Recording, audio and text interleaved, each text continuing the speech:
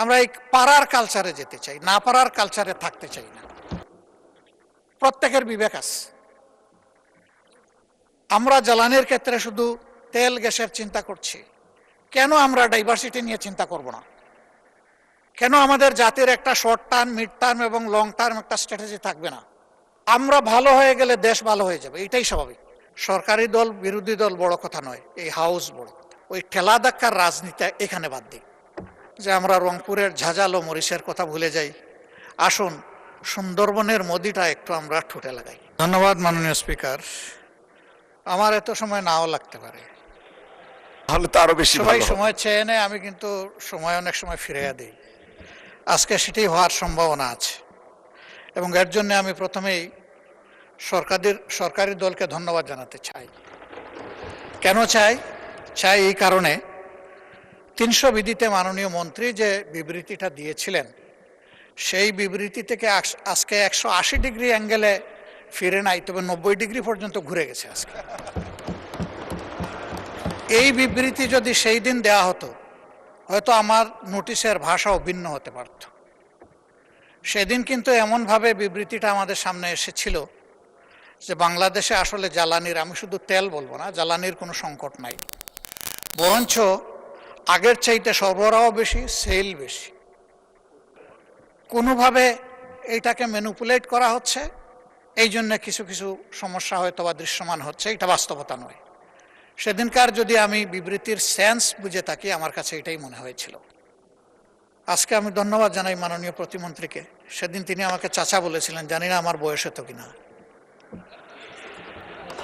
তা আমি যশোরে তাকে বুকে টেনে নিয়েছিলাম, আর তিনি যথার্থই স্মরণ রেখেছেন, যশোরের ডাব থেকে পানি বের করেই আমি ওনাকে পান করিয়েছিলাম। আমি ঢাকা থেকে নেইনি ওটা। আলহামদুলিল্লাহ, তিনি যে মনে রেখেছেন, এই জন্য তাকে ধন্যবাদ।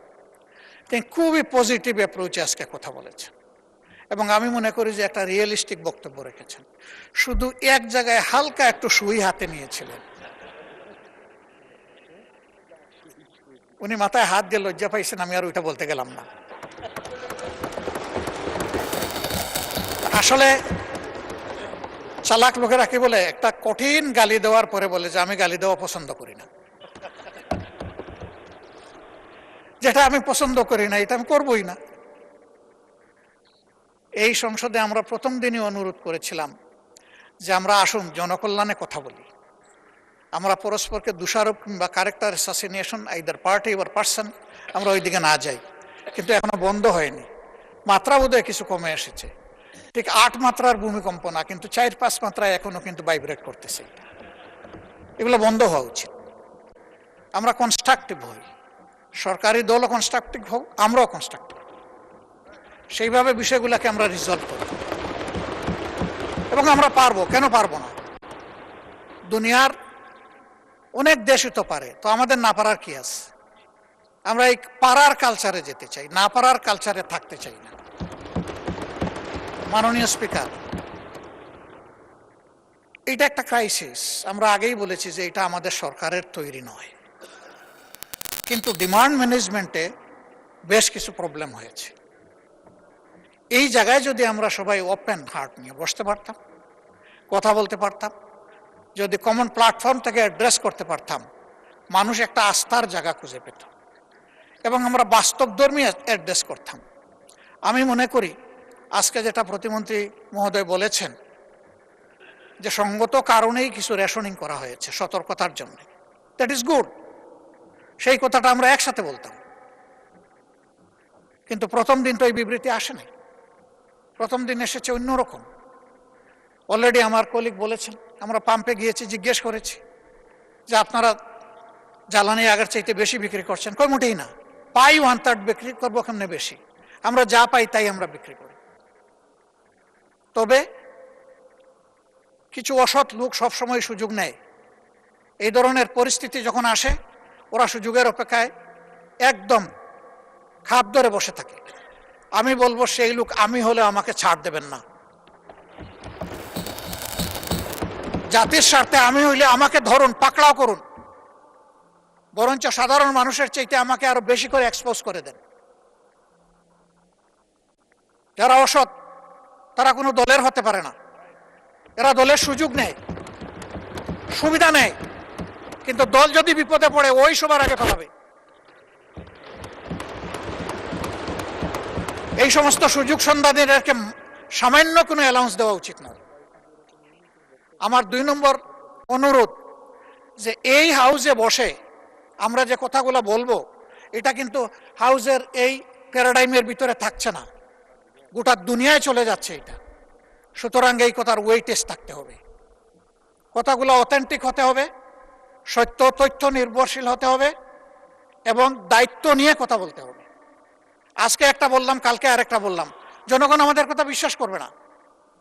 একই সাবজেক্টের উপরে কথার যেন ধারাবাহিকতা থাকে আর ময়দানে যেন তার ইমপ্লিকেশন থাকে। এই দুইটা যখন জনগণ খুঁজে পাবে, তখন আমাদের কোনো স্টেটমেন্ট করারও দরকার পড়বে না।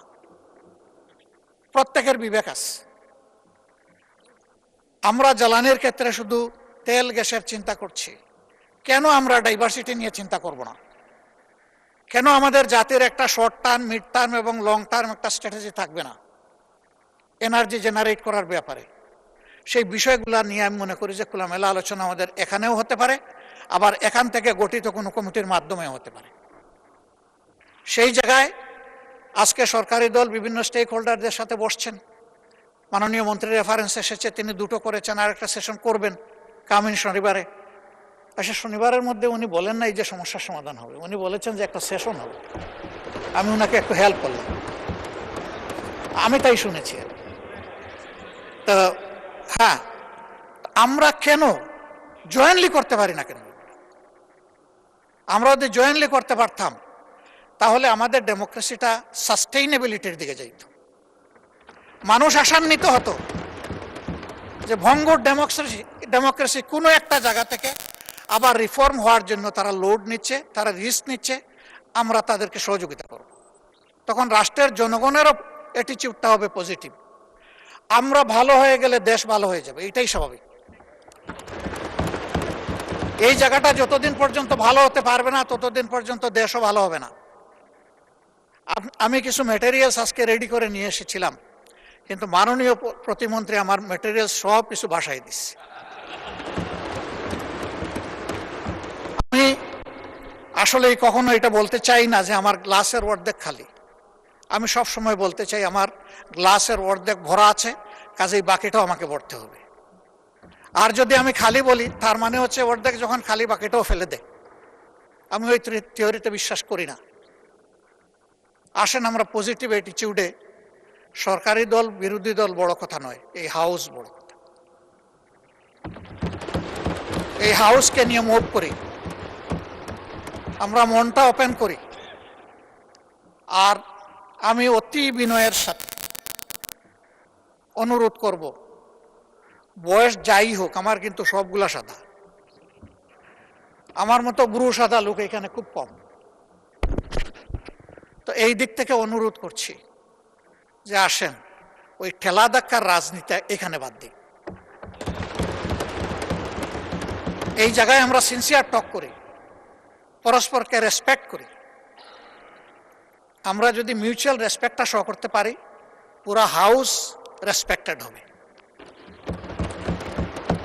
আমরা ওই জায়গাটায় যেতে চাই। উস্কানি আমাদেরকে দেয় অনেকে, এই গরম কাণ্ড ঘটান, ওইটা ঘটান, ওইটা ঘটান, আপনারা কি বিরোধী দল হইলেন? তাই আমি বলি যে ভাই, আমার তো যোগ্যতার পুঁজি এতটুকুই, আপনার পুঁজি দিয়ে যদি একটু সাহায্য করতেন। আল্লাহ আমাকে যে মুখ দিয়েছেন, আপনার 2টি ঠোঁট, তাইলে আমার এখানে জোড়া দিয়ে দেন, আমি আপনার ভাষায় কথা বলবো। আমি তো আল্লাহর দেওয়া আমার জিহ্বা, আমার ঠোঁটের ভাষায় আমি কথা বলবো, যেটা আল্লাহ আমাকে দিয়েছে। তা আমি সবাইকে অনুরোধ করব যে আমরা রংপুরের ঝাঁঝালো মরিচের কথা ভুলে যাই। আসুন সুন্দরবনের মদিটা একটু আমরা ঠোঁটে লাগাই। আমরা পারবো, ইনশাআল্লাহ আমরা পারবো। কেন পারবো না? শুধু একটা গুড ইন্টেনশন লাগবে আমাদের। এই জাতিকে আমরা বিল্ড আপ করবো।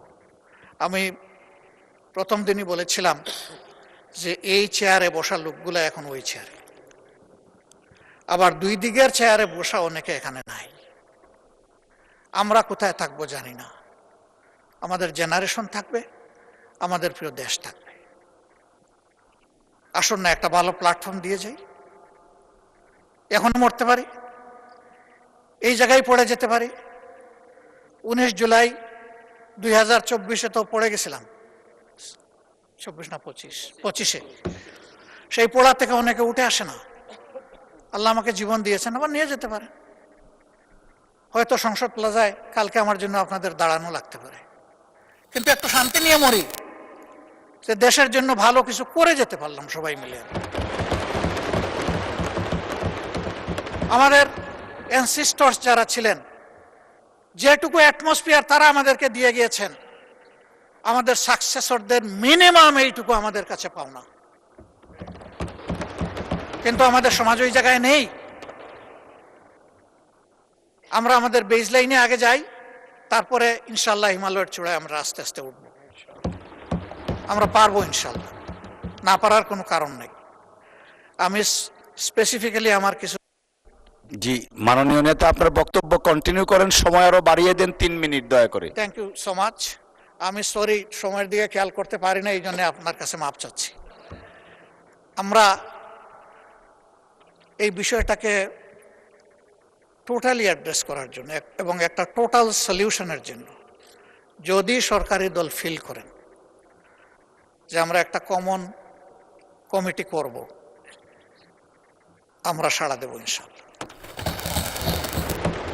আমাদের কিছু প্রপোজাল আছে, আমরা আপনাদের হাতেই তুলে দেব, কারণ এক্সিকিউশন হবে আপনাদের মাধ্যমে।